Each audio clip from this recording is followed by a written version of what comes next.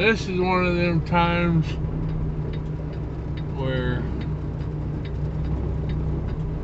you have to do what you have to do sometimes.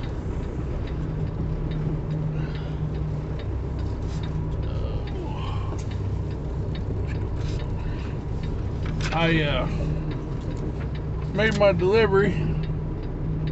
Well, made it to my delivery place, and had 1 minute left on my clock. Backstory: the load that I was supposed to have got in Blue Springs, the place in Texas canceled the load, so I'm backing into a spot, if you can't tell. Wound up going to a place in Liberty, same company, and picked up a trailer that was loaded, took it back to Stratford, and then they had a load sitting in Stratford at the terminal that had to be delivered to Ottawa, Kansas by midnight.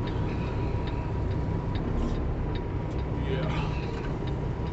So it's 9:57. I got here probably 9:45-ish.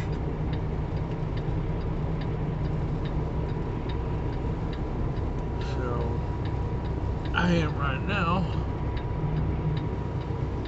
doing what they call the ELD crawl. Some companies you're able to, as long as you keep it under 5 miles an hour,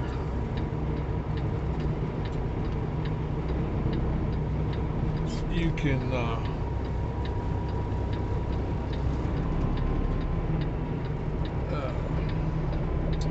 move your truck. Some companies you can't, some you can, from what I've been told. Like I said, I'm new to this ELD bullshit.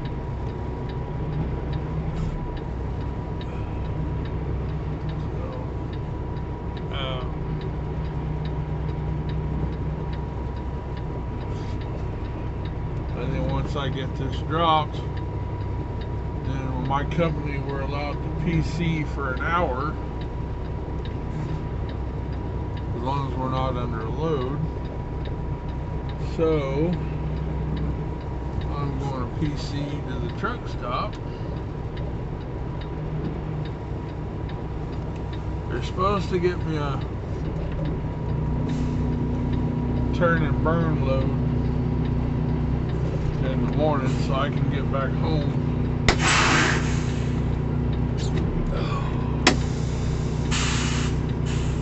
For my stuff I got going on this weekend. So, but this is what I was talking about. Not everything is, you know, roses and all that good stuff. Sometimes you got to do what you got to do. I was the only person in the company that was willing to do it, I guess, or was able to do it, however you want to put it. I make things happen. That's the reason why my dispatcher loves me. 1 minute left, you know.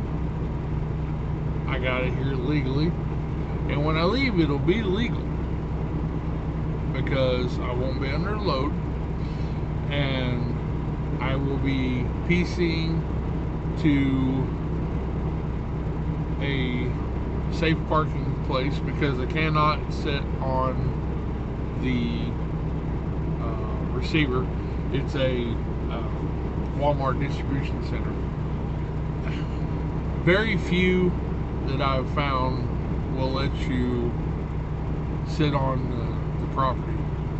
And of course, this is one of those that's got no parking signs all along the road coming in and going out of this place, which is stupid because it's a big road. It's a road for this place. There's shoulders on both sides, plus your 2-lane road. Plenty of parking. I'm in Ottawa, Kansas, if I hadn't said that.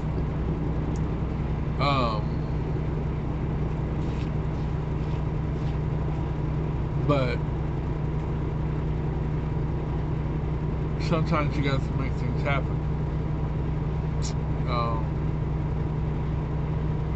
You got to. I always say, and I had bad weather still.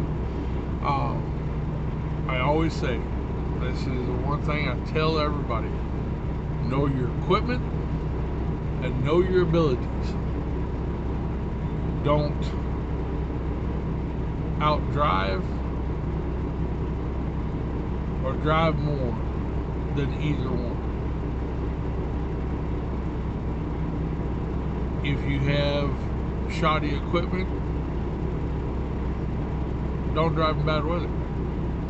If you don't have the knowledge or the ability or the confidence to drive in bad weather, don't do it.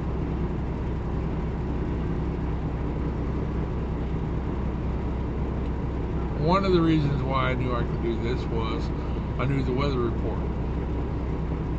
I knew I could drive 65 mile an hour on 65 mile an hour roads and be just fine. I had a couple of weird ones, which I will save on the dash cam and put them up. People panic when they get around snowplows. I don't understand why. They weren't even plowing. They were just driving down the road, putting out salt. And I had 2 trucks damn near come to a stop in a major highway, interstate. And I had to slow to a creepy crawl until one of them decided to let me over so I could get in the other lane so I could get around them all. And it's just crazy. If you're scared to drive, don't drive. You're going to wind up having an accident because you're scared and you panic.